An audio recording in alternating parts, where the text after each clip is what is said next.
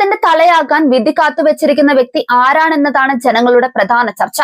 എല്ലാം വിഴിഞ്ഞം വാർഡ് തീരുമാനിക്കുമോ അതോ നീക്കുപോക്കുകൾക്കും കുതുകാൽ വെട്ടിനും കാലുമാറ്റത്തിനും പണമൊഴുക്കലിനുമൊക്കെ സാധ്യതയേറുമോ?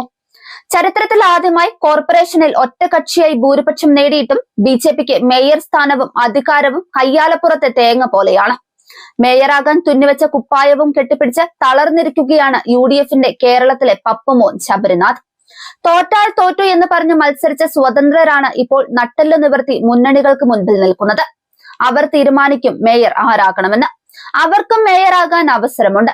കാലുവാരാനും കൂടെ നിൽക്കാനും മാറി നിൽക്കാനും ഒക്കെ അവർക്ക് തീരുമാനിക്കാം.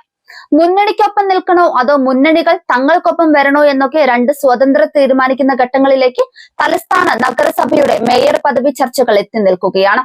കണ്ണമൂല വാർഡ് കൗൺസിലർ രാധാകൃഷ്ണനാണ് ഇതിൽ പ്രധാനി. മറ്റൊന്ന് പൗണ്ട് കടവ് കൗൺസിലറാണ്.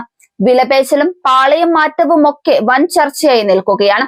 സ്വതന്ത്രരിൽ കണ്ണമൂല വാർഡ് കൗൺസിലർ രാധാകൃഷ്ണൻ ഇടതുപക്ഷവുമായി ചർച്ച നടത്തിയിട്ടുണ്ടെന്നാണ് സൂചന. മേയർ സ്ഥാനം നൽകിയാൽ ഒപ്പം നിൽക്കാമെന്നാണ് രാധാകൃഷ്ണൻ പറയുന്നത്. എന്നാൽ സ്വതന്ത്രനെ മേയറാക്കി മുന്നോട്ടു പോകാൻ താല്പര്യപ്പെടുമോ എന്നതാണ് പ്രധാന പ്രശ്നം. അതിലും വലിയ പ്രശ്നം UDFുമായുള്ള കൂടിച്ചേരലാണ്. 50 സീറ്റ് ഒറ്റയ്ക്ക് പിടിച്ചിട്ടും നഗരസഭ ഭരിക്കാനാവില്ല എന്ന സ്ഥിതിയാണ് BJPക്കുള്ളത്. ഏറ്റവും കൂടുതൽ ഭൂരിപക്ഷം കിട്ടിയിട്ടും ഭരണം കൈയാളാൻ കഴിയാതെ വന്നത് UDFും LDFും സ്വതന്ത്രരും ഒരുമിക്കുന്നത് കൊണ്ടാണ്. മാത്രമല്ല വിഴിഞ്ഞം വാർഡിൽ BJP ജയിക്കാൻ സാധ്യതയുമില്ല.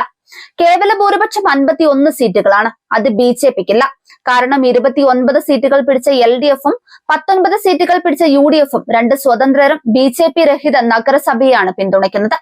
അതുകൊണ്ട് തന്നെ ആർക്കും കേവല ഭൂരിപക്ഷമില്ലാത്ത അവസ്ഥയാണ്. രണ്ട് സ്വതന്ത്രർ തീരുമാനിക്കുന്ന വഴിയെ നഗരസഭ പോകുന്ന ഘട്ടമാണിപ്പോൾ. ഇതോടെ പണി കിട്ടിയത് മുൻ DGP R ശ്രീലേഖയ്ക്കും VV രാജേഷിനുമാണ്. ശ്രീലേഖയുടെ മേയർ സ്ഥാനാർത്ഥിത്വം വലിയ ചർച്ചയായിരുന്നു. ഡെപ്യൂട്ടി മേയറെങ്കിലും ആകുമെന്നുള്ള പ്രതീക്ഷയാണ് വെച്ച് പുലർത്തിയത്. എന്നാൽ ശ്രീലേഖയുടെ മോഹം സ്വതന്ത്രനിൽ തട്ടി തകരുമോ എന്ന ആശങ്കയാണ് ഇപ്പോഴുള്ളത്. മറ്റൊരാളാണ് VV രാജേഷ്. കഴിഞ്ഞ തവണ നഗരസഭയിൽ BJP പാർലമെന്ററി പാർട്ടി നേതാവായിരുന്നു. ഇത്തവണ BJP 50 സീറ്റ് പിടിച്ചിട്ടും ഭരണത്തിലേറാൻ കഴിയാത്ത സ്ഥിതിയിലേക്ക് എത്തിയതോടെ VV രാജേഷിന്റെ മേയർ മോഹവും അവതാളത്തിലായി. UDFിനാണെങ്കിൽ നാണം മറയ്ക്കാൻ കഴിഞ്ഞുവെന്നതിനപ്പുറം മറ്റൊന്നും അവകാശപ്പെടാനുമില്ല. മുൻ MLA കൂടിയായ ശബരിനാഥിനെ മേയറായി ഉയർത്തിക്കാട്ടിയാണ് UDF തെരഞ്ഞെടുപ്പിനെ നേരിട്ടത്. ആ ശ്രമവും പാളി. MLA ആയിരുന്നയാൾ ഇനി കൗൺസിലർ ആയിരിക്കും. കേരളത്തിലെ പപ്പുമോനായി മാറിയ ശബരിനാഥ് ഭാര്യയുടെ ലേബലിൽ അറിയപ്പെടാനാണ് യോഗ്യൻ.